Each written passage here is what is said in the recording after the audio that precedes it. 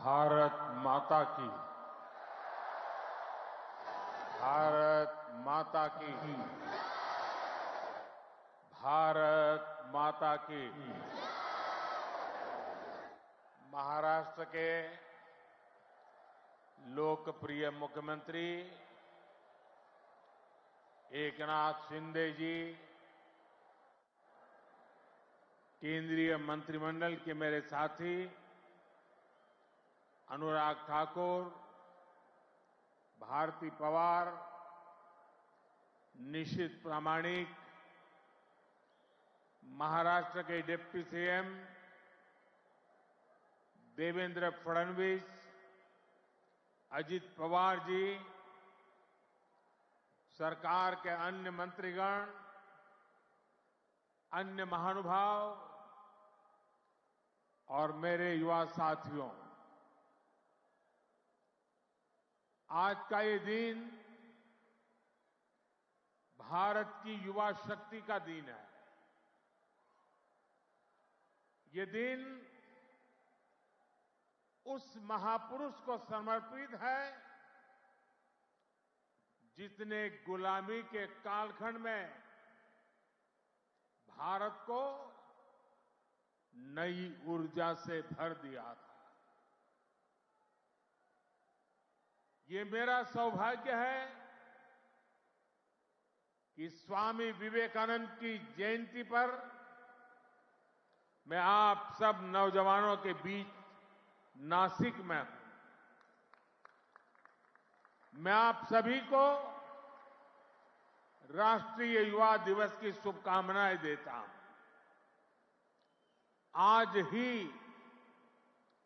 भारत की नारी शक्ति की प्रतीक राजमाता जिजाऊ मां साहब की भी जन्म जयंती है। राजमाता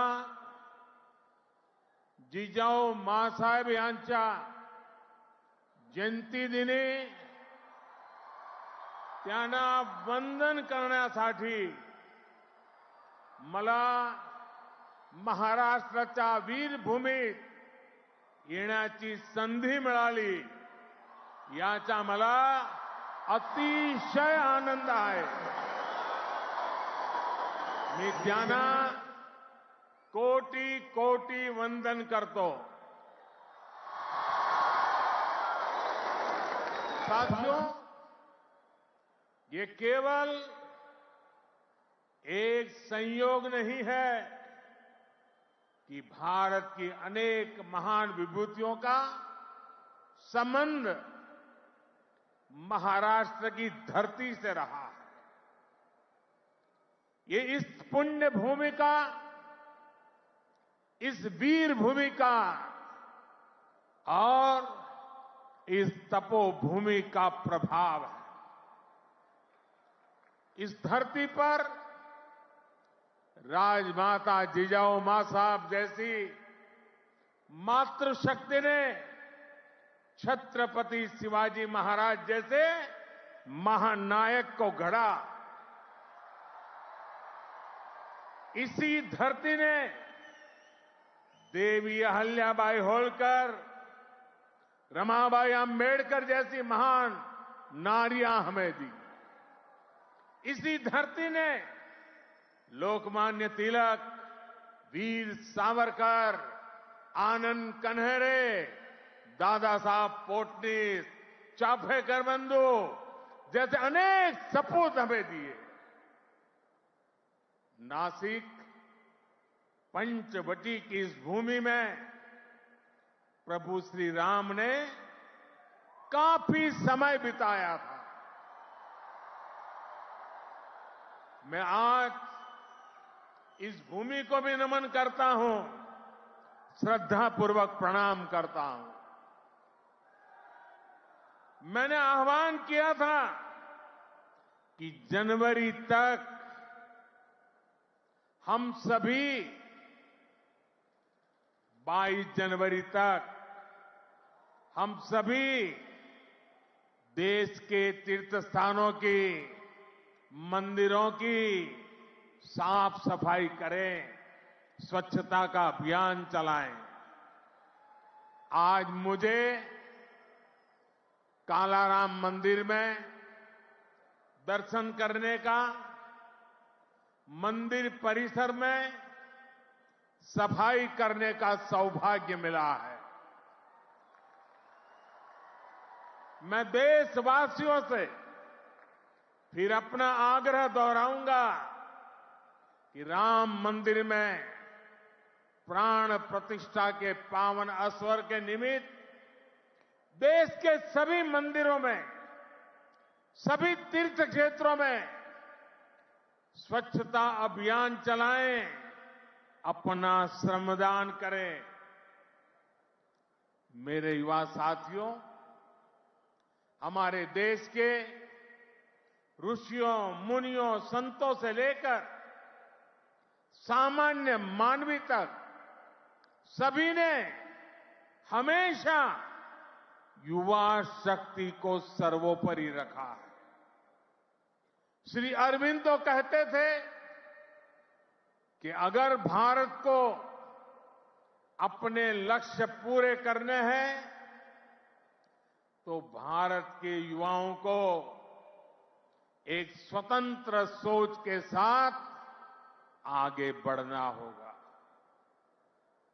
स्वामी विवेकानंद जी भी कहते थे, भारत की उम्मीदें भारत के युवाओं के चरित्र, उनकी प्रतिबद्धता पर टिकी है, उनकी बौद्धिकता पर टिकी है। श्री अरबिंदो स्वामी विवेकानंद का ये मार्गदर्शन आज 2024 में भारत के युवा के लिए बहुत बड़ी प्रेरणा है। आज भारत दुनिया की टॉप 5 इकोनॉमी में आया है।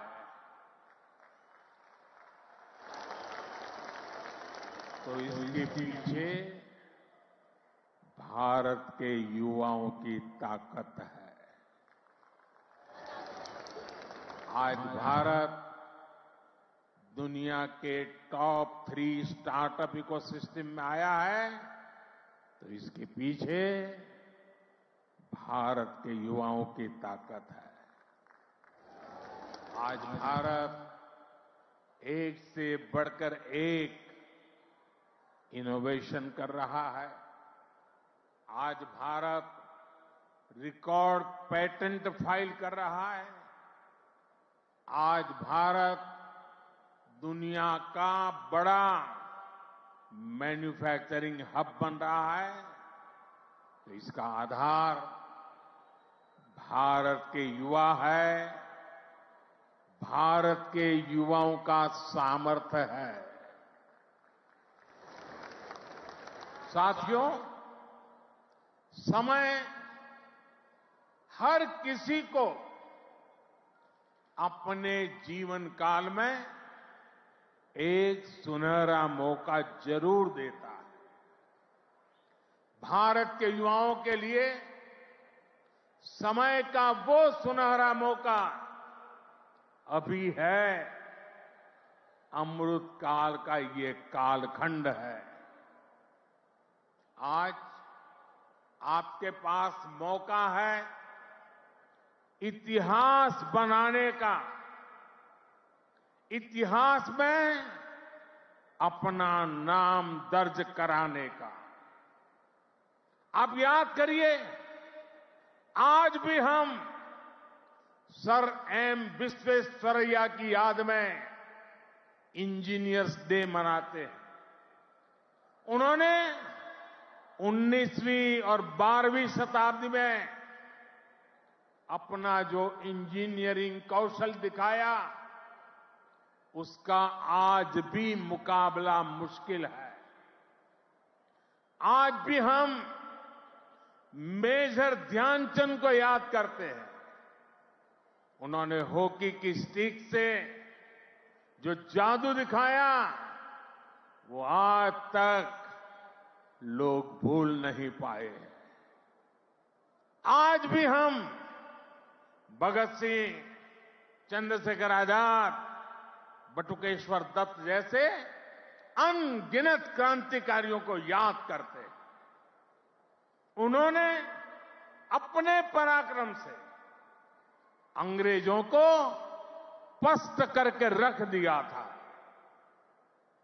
आज हम महाराष्ट्र की वीर भूमि पर हैं।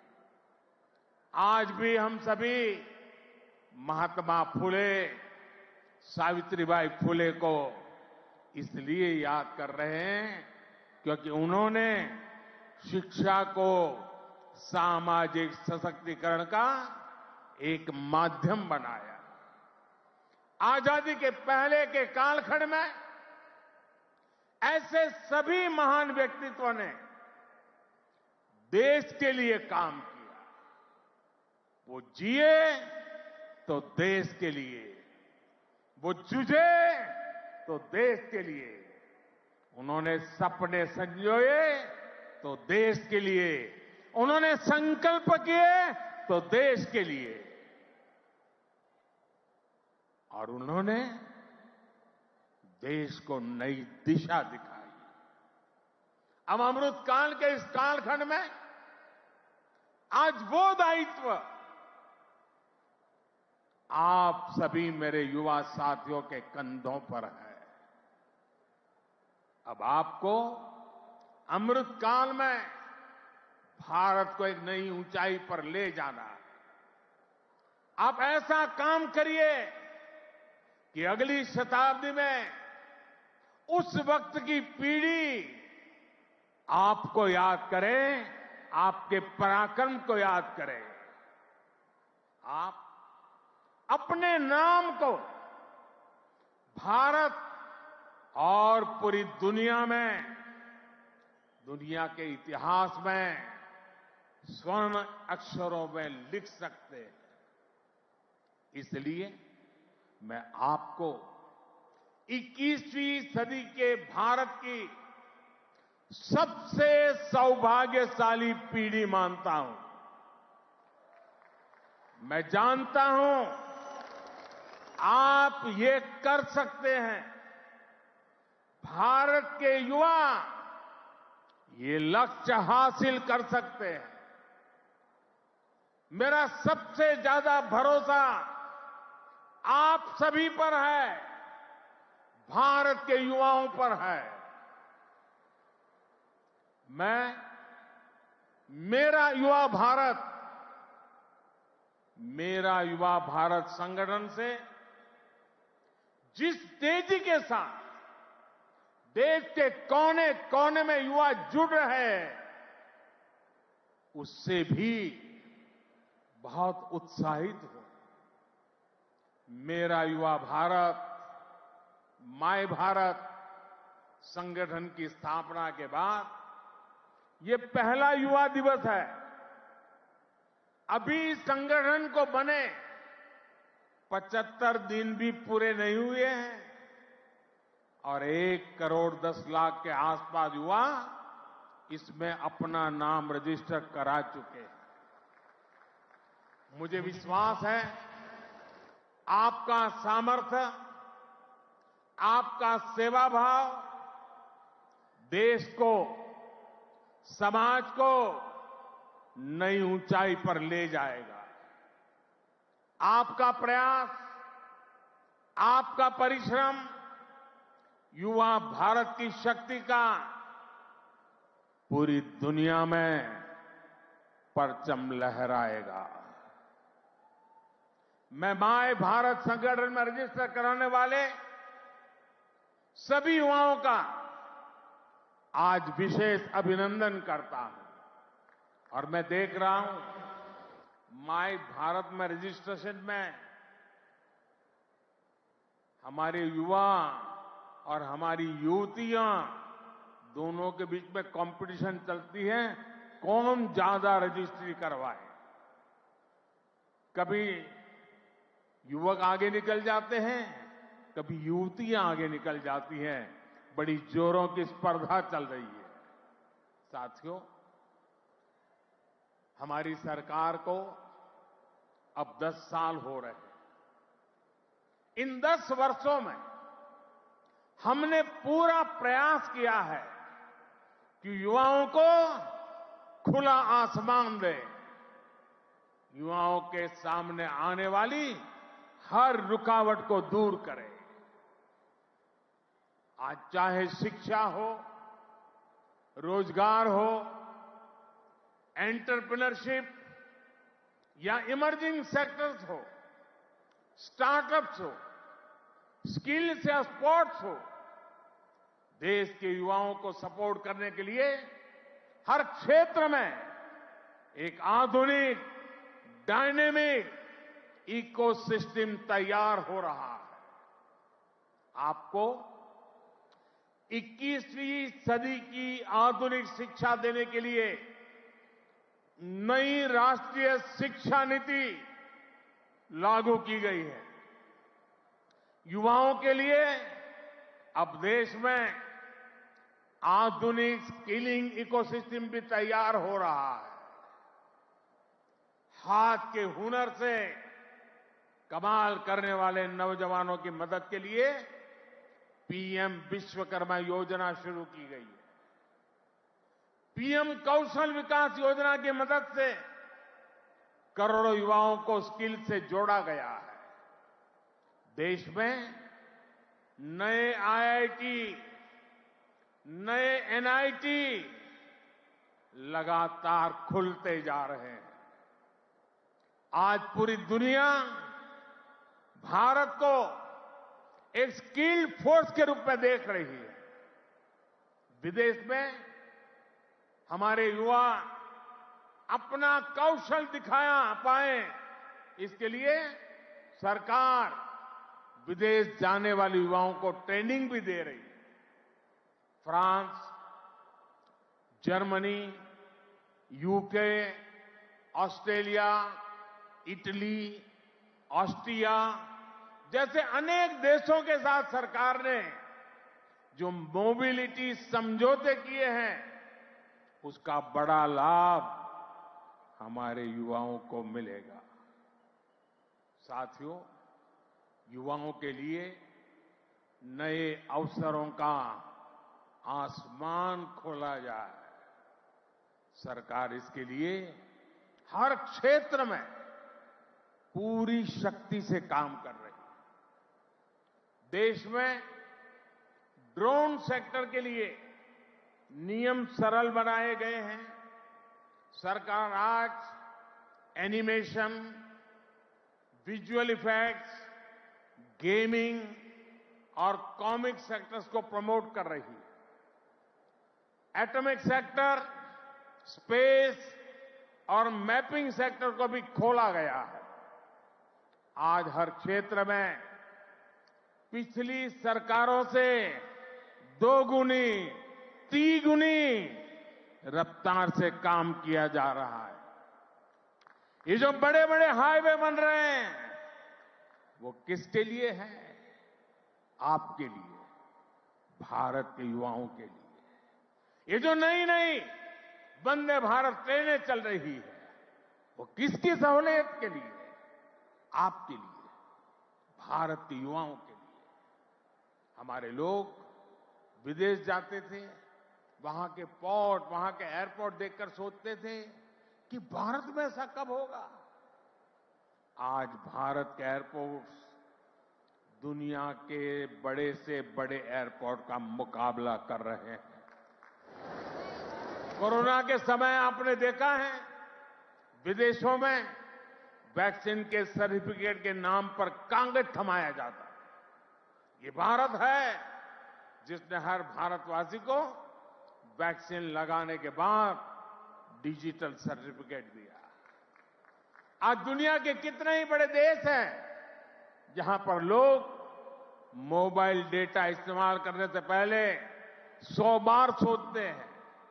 वहीं आप भारत के युवा हैं जो इतना सस्ता मोबाइल डेटा इस्तेमाल कर रहे हैं कि दुनिया के लोगों के लिए अजूबा है, कल्पना से परे है। साथियों, आज देश का मिजाज भी युवा है और देश का अंदाज भी युवा है।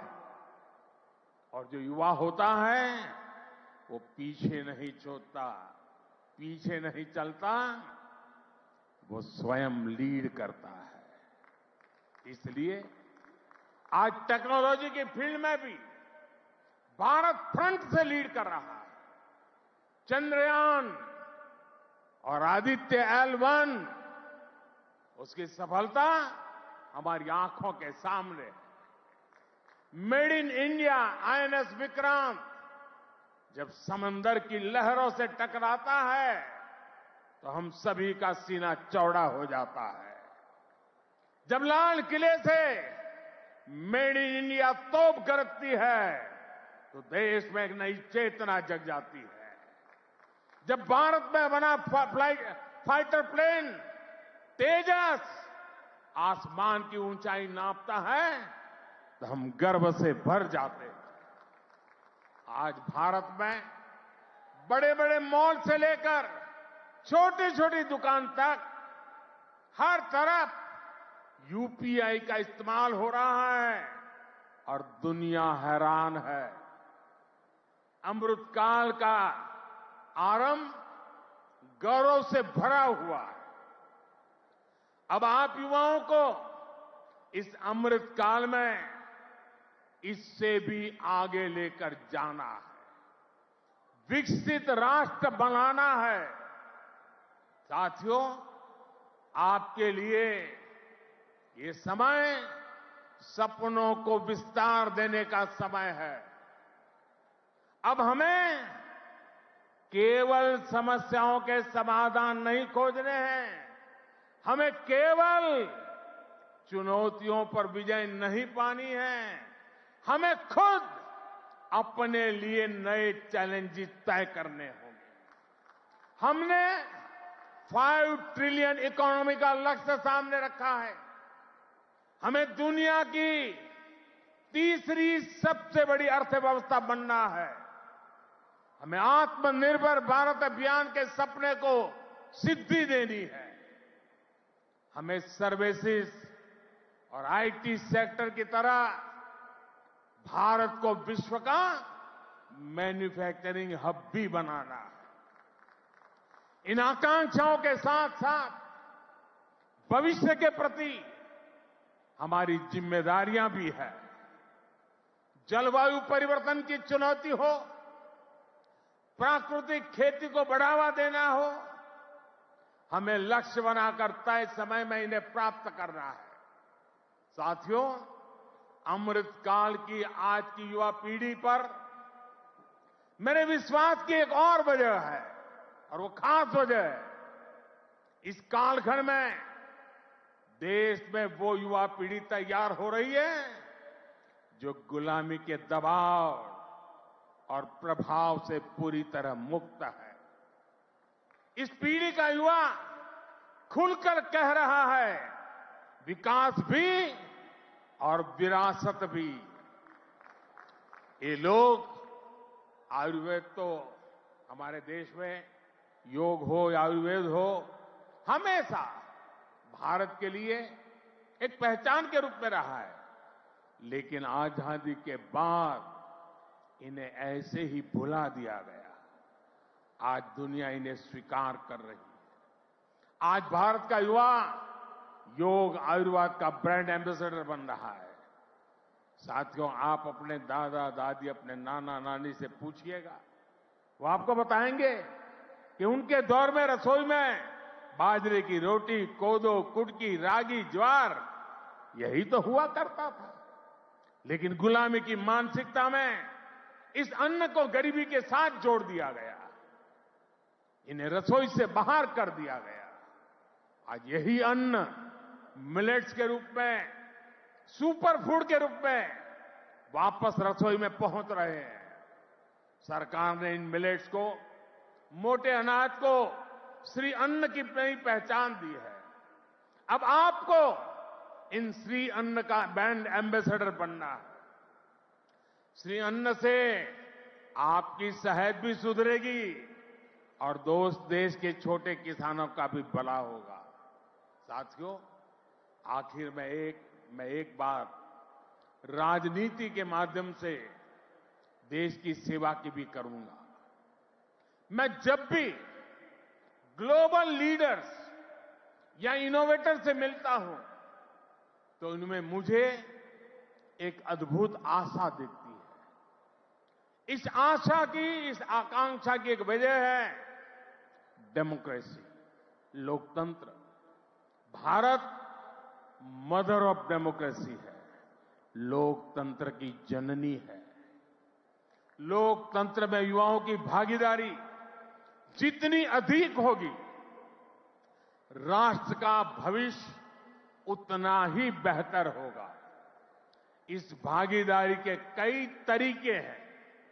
अगर आप सक्रिय राजनीति में आते हैं तो आप परिवारवाद की राजनीति के प्रभाव को उतना ही कम करेंगे। आप जानते हैं कि परिवारवाद की राजनीति ने देश का कितना नुकसान किया है। लोकतंत्र में भागीदारी का एक और महत्वपूर्ण तरीका है कि आप अपनी राय वोट के जरिए जाहिर करें। आप में से बहुत से लोग ऐसे होंगे जो इस बार जीवन में पहली बार वोट डालेंगे। फर्स्ट टाइम वोटर्स हमारे लोकतंत्र में नई ऊर्जा और शक्ति ला सकते हैं। इसलिए वोट करने के लिए आपका नाम लिस्ट में आए, इसके लिए जल्दी से जल्दी सारी प्रक्रिया पूरी कर लीजिए। आपके पॉलिटिकल व्यूज से ज्यादा जरूरी है कि आप देश के भविष्य के लिए अपना वोट डालते हैं, अपनी भागीदारी कराते हैं। साथियों, अगले 25 वर्षों का ये अमृत काल आपके लिए कर्तव्य काल भी है। जब आप अपने कर्तव्यों को सर्वोपरि रखेंगे तो समाज भी आगे बढ़ेगा, देश भी आगे बढ़ेगा। इसलिए आपको कुछ सूत्र याद रखने होंगे। जितना हो सके आप लोकल को, स्थानीय प्रोडक्ट को प्रमोट करिए। मेड इन इंडिया प्रोडक्ट का ही इस्तेमाल करिए। किसी भी तरह की ड्रग्स और नशे की लत से बिल्कुल दूर रहिए। इन्हें अपने जीवन से दूर रखिए।